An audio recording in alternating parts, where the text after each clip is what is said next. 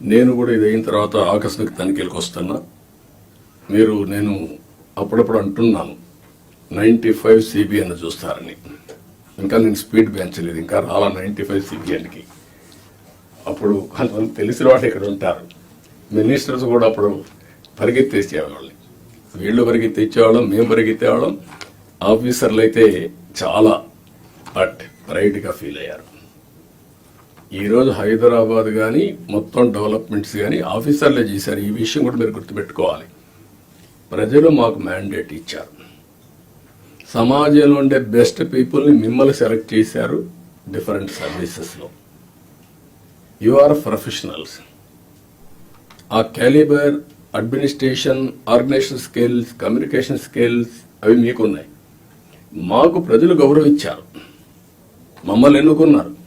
ఎన్నుకొని ఏంటి, మీ ద్వారా పనులు చేయించాలి. ఆ విషయం మీరు గుర్తుపెట్టుకోవాలి. మేము పని చేయించకపోతే మా తప్పు, కానీ మేమే పని చేయాలి అంటే కుదరదు. మా బ్యాక్గ్రౌండ్ ఇవన్నీ వచ్చినప్పుడు ఈ విషయంలో మీరు అందరూ కూడా క్లారిటీ పెట్టుకొని ముందుకు పోవాల్సిన అవసరం ఉంది.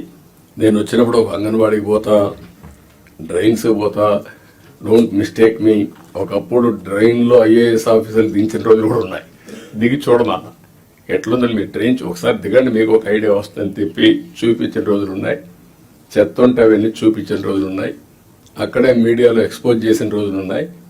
తర్వాత అంత హార్ష్గా నేను పోలేదు, కానీ దట్ వర్ ది డేస్. కానీ అదే మరి హైదరాబాద్ని బిల్డ్ చేయడం కూడా వీళ్ళే బిల్డ్ చేశారు. IT కూడా వీళ్ళే చేశారు. అది ఈరోజు మనకు ఒక ఔటర్ రింగ్ రోడ్డు కావచ్చు, ఆలోచనలన్నీ వీళ్ళ ద్వారానే వచ్చాయి. ఈ విషయం మీరు గుర్తుపెట్టుకోవాల్సిందిగా నేను కోరుకుంటూ